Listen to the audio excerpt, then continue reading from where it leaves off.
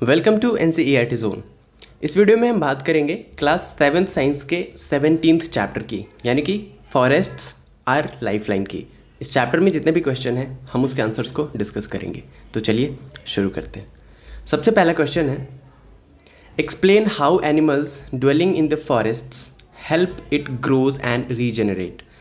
जो एनिमल्स होते हैं वो जंगल में रहते हैं, घूमते हैं, तो उनके वहाँ पे रहने से, घूमने से जंगल को किस तरीके से, फॉरेस्ट्स को किस तरीके से हेल्प मिलती है खुद को ग्रो करने में और रीजनरेट करने में।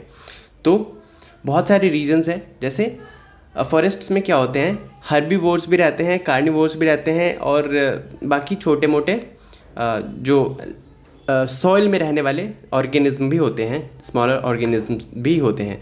तो वो क्या करते हैं, जो स्मॉलर ऑर्गेनिजम्स है वो ह्यूमस बनाते हैं। जो भी वेस्ट मटेरियल है लाइक लीव्स हो गया और लकड़ियाँ हो गई, उनसे ह्यूमस बनाते हैं और सॉइल को फर्टिलाइज करते हैं, ठीक है, ताकि वो और फर्टाइल बन जाए। देन उसमें प्लांट ग्रो होता है और बहुत ज़्यादा मात्रा में ग्रो होता है प्लांट्स। उसके बाद वो वहाँ से फोटोसिंथेसिस होता है। देन हर्बीवोर्स प्लांट्स का यूज़ करते हैं, कार्निवोर्स उस हर्बीवोर्स का शिकार करते हैं। तो इस तरीके से जो फॉरेस्ट है वो ग्रो करता रहता है और रीजनरेट होता रहता है। तो चलिए आंसर डिस्कस कर लेते हैं। आंसर है, the animals in forests are of various types. जो फॉरेस्ट में एनिमल्स होते हैं वो बहुत सारे अलग अलग टाइप्स के होते हैं। दीज कुड बी हर्बीवोर्स, इनमें हर्बीवोर्स भी होते हैं, यानी कि शाकाहारी जो सिर्फ और सिर्फ प्लांट्स पे डिपेंडेंट होते हैं। उसके अलावा कार्निवोर्स जो कि एनिमल्स का शिकार करते हैं, छोटे अपने से छोटे एनिमल्स का। देन माइक्रो ऑर्गेनिजम्स जो कि सॉइल में प्रेजेंट होते हैं, micro organisms. Okay, these play an important role in maintaining the food chains, और ये सब मिलाकर के एक इम्पॉर्टेंट फूड चेन बनाते हैं, ठीक है।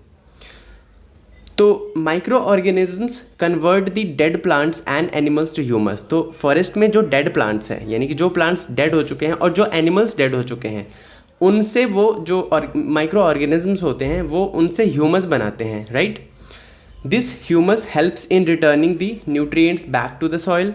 और ये ह्यूमस क्या करता है, जो सॉइल की उर्वरक क्षमता है, यानी कि जो उसकी जो फर्टिलिटी है वो उसको वापस लौट आता है, न्यूट्रिएंट्स वापस से सॉइल में उसको रिसाइकिल कर देता है, रिफिल कर देता है, ठीक है।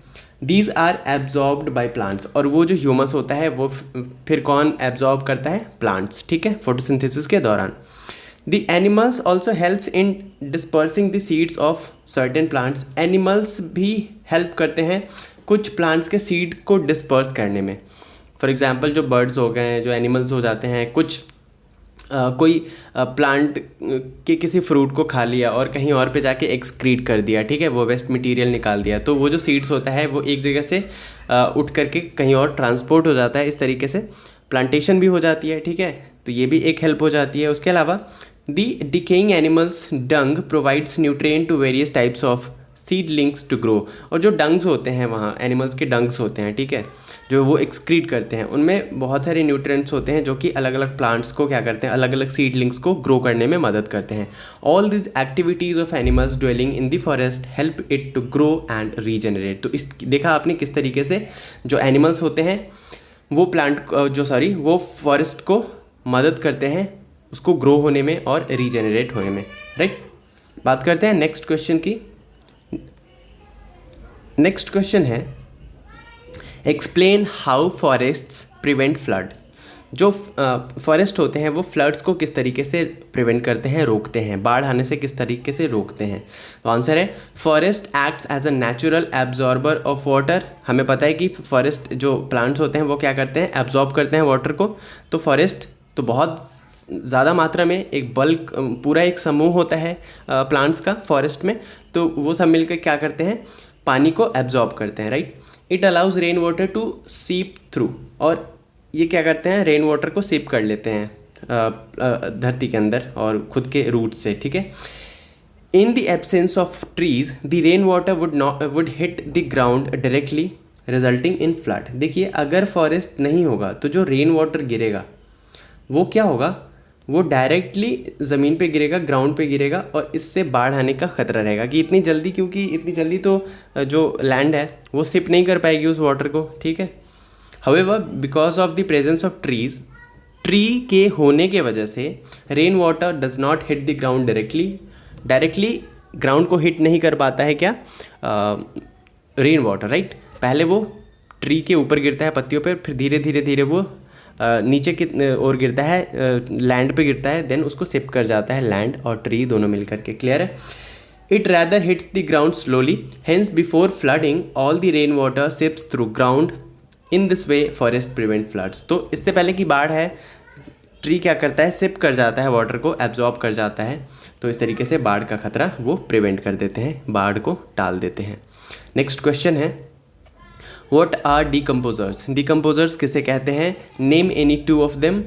What do they do in the forest? और वो जंगल में, फॉरेस्ट में क्या करते हैं ये भी बताइए। तो चलिए बात करते हैं डिकम्पोजर्स क्या होते हैं। डिकम्पोजर्स होते हैं माइक्रो ऑर्गेनिज्म जो कि डेड प्लांट्स को और एनिमल्स को कन्वर्ट कर देते हैं ह्यूमस में। ठीक है, decomposers are micro organism that convert the dead plants and animals to humus. Bacteria and fungi are the two types of decomposers. और ये डिकम्पोजर्स के दो एग्जांपल है, एक तो बैक्टीरिया और एक फंगी हो गया। ठीक है, ये दो एग्जांपल्स हो गए। They help in the process of recycling of nutrients by decomposing various dead organism such as plants and animals to form humus. और ये बैक्टीरिया और फंगी, ये जो डिकम्पोजर्स है, ये क्या करते हैं, ये सॉइल में प्रेजेंट, फॉरेस्ट में प्रेजेंट डेड प्लांट्स को, डेड एनिमल्स को डिकम्पोज करते हैं और उससे ह्यूमस बना देते हैं, जिससे कि सॉइल की फर्टिलिटी बन जाती है। तो डिकम्पोजर्स कितने इंपॉर्टेंट है ये आपको पता चल गया। नेक्स्ट क्वेश्चन है, explain the role of forest in maintaining the balance between oxygen and carbon dioxide in the atmosphere. आपको फॉरेस्ट का रोल बताना है, किस तरीके से ये बैलेंस करता है ऑक्सीजन और कार्बन डाइऑक्साइड के बीच में, कैसे बैलेंस बना के रखता है। तो आंसर है, देखिए हमें पता है कि प्लांट्स क्या करते हैं, फोटोसिंथेसिस करते हैं अपना फूड प्रिपेयर करने के लिए। और जब ये अपना फूड प्रिपेयर करते हैं तो while preparing food, while photosynthesis, they release what, they release carbon dioxide, they release oxygen, right, and they absorb carbon dioxide. तो हमें पता है कि वो फोटोसिंथेसिस के दौरान कार्बन डाइऑक्साइड एब्जॉर्ब करते हैं एंड ऑक्सीजन को रिलीज करते हैं। तो वो जो जिस ऑक्सीजन को रिलीज करते हैं वो एनिमल्स खुद को रेस्पिरेशन के लिए यूज़ करते हैं, यानी कि जो ऑक्सीजन प्लांट के द्वारा रिलीज किया जाता है वो एनिमल्स के द्वारा एब्जॉर्ब किया जाता है, इनहेल किया जाता है, और जो कार्बन डाइऑक्साइड एनिमल्स के द्वारा एक्सहेल यानी कि रिलीज किया जाता है वो प्लांट्स के द्वारा इनहेल किया जाता है, यानी कि लिया जाता है, एब्जॉर्ब किया जाता है। तो इस तरीके से बैलेंस बना रहता है। ठीक है, forest are called the green lungs. Forest को ग्रीन लंग्स भी कहा जाता है। This is because plants in forest release oxygen through the process of photosynthesis and help in providing oxygen to animals for respiration. Photosynthesis करके plants oxygen release करते हैं और उसी ऑक्सीजन का यूज़ करते हैं एनिमल्स रेस्पिरेशन के लिए, सांस लेने के लिए। क्लियर है? Plants consume carbon dioxide released by the animals, और जो कार्बन डाइऑक्साइड एनिमल्स रिलीज करते हैं उसको वो इनहेल कर लेते हैं। इन this way plants help in maintaining a balance of oxygen and carbon dioxide in atmosphere. और इस तरीके से कार्बन डाइऑक्साइड एंड ऑक्सीजन का वो बना रहता है, बैलेंस बना रहता है दोनों के बीच में, राइट। बात करते हैं नेक्स्ट क्वेश्चन की। अच्छा, ये देख लीजिए, एक यहाँ पे फिगर है। प्लांट्स जो ऑक्सीजन रिलीज कर रहे हैं वो एनिमल्स या हम ह्यूमन बींग्स ले रहे हैं, और हम जो कार्बन डाइऑक्साइड दे रहे हैं वो वापस से प्लांट ले रहे हैं। तो ऐसा साइकिल ये चलता आ रहा है। क्लियर है? इस तरीके से बैलेंस बना हुआ है। नेक्स्ट क्वेश्चन है, explain why there is no waste in forest. Forest में वेस्ट क्यों नहीं मिलता है? तो जैसा हमने बात की कि जो माइक्रो ऑर्गेनिजम्स होते हैं, like bacteria, like fungi, they decompose that waste material and form humus। तो इस तरीके से वेस्ट मटेरियल फॉरेस्ट में नहीं बचता है। there is no waste in forest because microorganisms act on the wastes and convert them to humus। ठीक है, ह्यूमस बना देते हैं। this humus ensures that the nutrients are returned back to the soil। और ये ह्यूमस सॉइल को उसकी fertility वापस लौटा देती है, न्यूट्रिएंट्स वापस लौटा देते हैं। बात करते हैं नेक्स्ट क्वेश्चन की। List 5 products we get from forest. ऐसे 5 प्रोडक्ट्स के नाम बताइए जो कि हमें फॉरेस्ट से मिलता है। तो आंसर है, मेडिसिन मिलते हैं हमें, वुड मिलता है, पेपर मिलता है, ऑयल मिलता है, गम मिलता है, और भी बहुत सारी चीज़ें हैं, और भी बहुत सारे ऑब्जेक्ट्स हैं, मटेरियल्स हैं जो कि हमें फॉरेस्ट से मिलता है। अगर आपको और भी ज़्यादा मालूम है तो और भी ज़्यादा आप लिस्ट बना सकते हो। ठीक है, बात करते हैं नेक्स्ट क्वेश्चन की। Fill in the blanks. पहले स्टेटमेंट में कह रहा है, the insects, butterflies, honey bees and birds helping flowering plants in dash. तो जो इंसेक्ट्स हैं, जो बटरफ्लाइज है, जो हनी बीज है, जो बर्ड्स है, वो फ्लावरिंग प्लांट्स को किस तरीके से मदद करते हैं? तो बिकॉज हमें पता है कि ये सारे जो इंसेक्ट्स हैं और जो बटरफ्लाइज है, ये सारे जो ये है, ये सब उड़ते हैं, इन सब में विंग्स होता है। तो ये क्या करते हैं? उड़ते हैं। और एक प्लांट का लाइक जो मेल प्लांट है, वहाँ से ये उनका एक क्या कहते हैं, जो मेल प्लांट्स है वहाँ से उनका जो उनका रिप्रोडक्टिव ऑर्गन है, ठीक है, रिप्रोडक्टिव ऑर्गन, वहाँ से वो उठाते हैं और उनको ले जा करके छोड़ देते हैं। जो फीमेल पार्ट होती है उसी फ्लावर, किसी और फ्लावर का, उसमें जा करके छोड़ देते हैं, ठीक है। तो इस तरीके से ये क्या करते हैं? पॉलिनेशन का काम करते हैं, ठीक है। तो स्पर्म लाइक जो चीज़ होती है मेल प्लांट्स में, ठीक है, मेल फ्लावरिंग प्लांट्स में, तो वो मेल पार्ट से वो उठाते हैं और पॉलिनेट कर देते हैं फीमेल पार्ट पे। तो इस तरीके से पॉलिनेशन का काम करते हैं ये, ठीक है। नेक्स्ट है a forest is a purifier of dash and dash. तो फॉरेस्ट है प्योरीफायर एयर का और वाटर का, ठीक है। Then herbs form the dash layer in the forest. तो सबसे नीचे क्या होता है? हर्ब्स होते हैं, उनके ऊपर छोटे प्लांट्स होते हैं, उनके ऊपर बड़े प्लांट्स होते हैं। तो इस तरीके से फॉरेस्ट में इस तरीके से आपको लेयर मिलता है। तो सबसे निचला जो लेयर होता है वो हर्ब्स का होता है, lowest layer of the forest, okay. Last है the decaying leaves and animals dropping in forest enrich the. जो डिकेइंग लीव्स है और एनिमल्स है dropping in a forest enrich the soil. ये कहाँ पहुँच जाते हैं? वापस मिट्टी में। मतलब जो चीज़ें नष्ट हो चुकी है, जो चीज़ें मर गई हैं, like dead plants and dead animals, तो ये वापस से कहाँ पे मिल जाते हैं? सॉइल में मिल जाते हैं as a humus, okay. Next question है why should be worry about the conditions and issues related to forest far from us. हमें जो फॉरेस्ट हमसे बहुत दूर है, फार अवे हैं, उनके बारे में भी हमें, उनके कंडीशन के बारे में, उनके इश्यूज़ के बारे में हमें क्यों सोचना चाहिए? क्या इंपॉर्टेंस रखते हैं वो हमारे डेली लाइफ में? तो जैसा कि हमने अभी तक देखा, फॉरेस्ट से हमें बहुत चीज़ें मिलती है, बहुत सारे मटेरियल्स मिलते हैं जो हम यूज़ करते हैं अपने डेली के लाइफ में। उसके अलावा ये ऑक्सीजन एंड कार्बन डाइऑक्साइड का बना के रखते हैं बैलेंस। इसके अलावा वो फ्लड को प्रिवेंट करते हैं। तो बहुत सारे फ़ायदे हैं फॉरेस्ट से। तो ये तो बनता है हमारी चिंता करना, बनता है कि हम फॉरेस्ट की चिंता करें, उन्हें बचा के रखें। आंसर है there are various reasons for which we should be vigilant about the matters related to forest. बहुत सारे रीज़न हैं जिसके लिए हमें चिंता करना चाहिए। पहला है a decrease in forest area would lead to an increase in carbon dioxide in the air. क्योंकि जैसे फॉरेस्ट कम होगा तो ऑक्सीजन हमें कम मिलेगा, फोटोसिंथेसिस कम हो जाएगा तो ऑक्सीजन कम मिलेगा और कार्बन डाइऑक्साइड की मात्रा जो है वो एटमॉस्फेयर में बढ़ जाएगी। क्लियर है? This will lead to increase earth's temperature, और जिसकी वजह से जो हमारे अर्थ का टेम्परेचर है वो बढ़ जाएगा and this will cause the global warming. और इसके वजह से क्या हो जाएगा? ग्लोबल वार्मिंग भी हो जाएगा। उसके अलावा नेक्स्ट है soil erosion would occur if there are no forest. अगर फॉरेस्ट नहीं रहा तो जो रेन वाटर्स हैं वो डायरेक्टली कहाँ पे गिरेगी? वो डायरेक्टली लैंड पे गिरेगी। और जिसके वजह से क्या होगा? जिसके वजह से सॉइल इरोजन भी होगा। विंड के वजह से भी सॉइल इरोजन होगा, क्योंकि जो ट्रीज़ होते हैं वो मिट्टी को पकड़ के रखते हैं। ट्रीज़ के रूट्स क्या होते हैं? मिट्टी को पकड़ के रखते हैं अपने रूट से, जिसके वजह से उससे सॉइल इरोजन पे लगाम लगा रहता है। क्लियर है? नेक्स्ट है floods would be more frequent in absence of forest. Forest अगर नहीं रहा तो फ्लड्स भी बहुत जल्दी आएंगे। Forests provide shelter and food to animals. Forest से शेल्टर मिलता है, रहने की जगह मिलती है और फूड मिलता है एनिमल्स को। When forest are adversely affected, the habitats of wild animals are also adversely affected. Therefore we need to conserve our forest. क्योंकि जंगल नहीं रहेगा, फॉरेस्ट नहीं रहेगा तो हमारा जो वाइल्ड लाइफ है वो भी बहुत ही एडवर्सली इफेक्ट होगा और जो पूरा एक इकोसिस्टम बना हुआ है वो धीरे धीरे तबाह होने लगेगा। तो इन सब वजहों से हमें फॉरेस्ट के बारे में चिंता करनी चाहिए और उसके सेफ्टी का ख्याल रखना चाहिए, उसे सेव करना चाहिए। नेक्स्ट क्वेश्चन है explain why there is a need of variety of animals and plants in a forest. किसी फॉरेस्ट में variety of animals and plants क्यों होने चाहिए? ठीक है, तो आंसर है a greater variety of plants and animals in the forest help it to regenerate and grow. क्योंकि variety of plants and animals रहेगा तो ये ग्रो होगा जल्दी और रीजनरेट होगा फॉरेस्ट।